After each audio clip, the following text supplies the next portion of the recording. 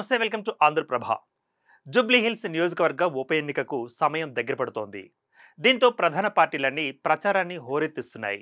ఈ క్రమంలోనే ఆసక్తికర పరిణామాలు చోటు చేసుకుంటున్నాయి. మాటకు మాట అన్నట్లుగా ప్రధాన ప్రత్యర్థి పార్టీలు విమర్శలు గుప్పించుకుంటున్నాయి.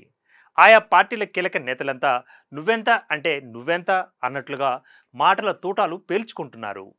అవన్నీ చూస్తూ ఉంటే ఇది పార్టీల ఎన్నికల ప్రచారమా లేక నేతల దూషణల ప్రభావమా అన్నట్లుగా ఉంది. దీనికి సంబంధించిన పూర్తి వివరాలేంటో ఇప్పుడు చూద్దాం. ప్రస్తుతం ప్రతి ఒక్కరి చూపు జూబ్లీ హిల్స్ బైపోల్ పైనే ఉంది. ఈ ఉప ఎన్నికను ఎంతో ప్రతిష్టాత్మకంగా తీసుకున్న పార్టీలన్నీ ప్రచారాన్ని ముమ్మరంగా కొనసాగిస్తున్నాయి. చేస్తున్న అభివృద్ధిని వివరించడంతో పాటు హామీల వర్షాన్ని కురిపిస్తున్నాయి. అంతేకాదు ప్రతి విమర్శలు చేసుకుంటున్నాయి. ముఖ్యంగా బీఆర్ఎస్, కాంగ్రెస్, బీజేపీ నేతల మధ్య మాటల తోటాలు పేలుతున్నాయి. జూబ్లీహిల్స్ నియోజకవర్గంలో అధికార కాంగ్రెస్ ఎన్నికల ప్రచారాన్ని హోరెత్తిస్తోంది. ఇందులో భాగంగా ప్రధాన ప్రతిపక్ష బీఆర్ఎస్ పై ఆరోపణలు, విమర్శలను సంధిస్తోంది.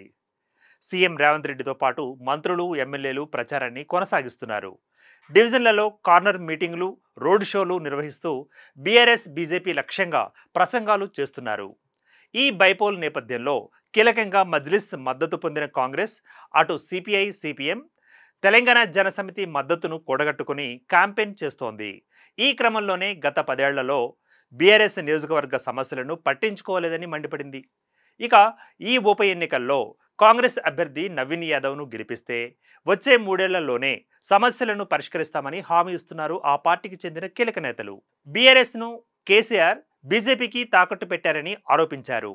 ఈ బైపోల్లో కారు గుర్తుకు ఓటు వేస్తే అది కమలం గుర్తుగా మారుతుందని అంటున్నారు. ఇక కారు స్టీరింగ్ మోదీ చేతిలో ఉందన్న సీఎం రేవంత్ రెడ్డి బీఆర్ఎస్కు బీజేపీ ఇండైరెక్ట్గా మద్దతు ఇస్తోందని ఆరోపించారు.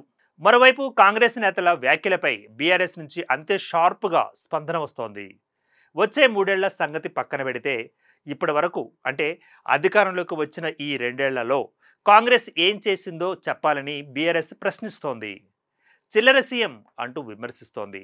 మాయమాటలు చెప్పి మభ్యపెట్టి ప్రజలను తమ వైపు తిప్పుకునేందుకు ప్రయత్నిస్తోందని విమర్శిస్తోంది. నగర అభివృద్ధికి బీఆర్ఎస్ ఏం చేసిందో, కాంగ్రెస్ ఏం చేసిందో చర్చించేందుకు రెడీనా అంటూ ఆ party working president KTR challenge చేశారు.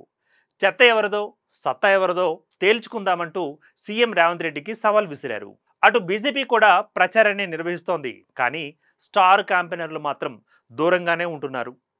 ప్రచార పర్వం చివరి దశకు వచ్చినప్పటికీ పార్టీలో ఫైర్ బ్రాండ్లుగా పేరున్న ఒక్క నేత కూడా ఈ క్యాంపెయిన్లో పాల్గొనడం లేదు. దీంతో ప్రజలే కాదు, పార్టీ క్యాడర్ సైతం తీవ్ర నిరాశలో ఉంది. కిషన్ రెడ్డి తప్ప ఇతర కీలక నేతలెవరూ ప్రచారంలో కనిపించకపోవడం చర్చనీయాంశంగా మారింది. ఇదిలా ఉన్నప్పటికీ కిషన్ రెడ్డి మాత్రం కాంగ్రెస్ టార్గెట్గా మాటల తూటాలను పేల్చుతున్నారు. కాంగ్రెస్ గెలిస్తే జూబ్లీహిల్స్ లాంటి ఏరియా అంతా కూడా రౌడీ షీటర్లమయం అవుతుందని అన్నారు.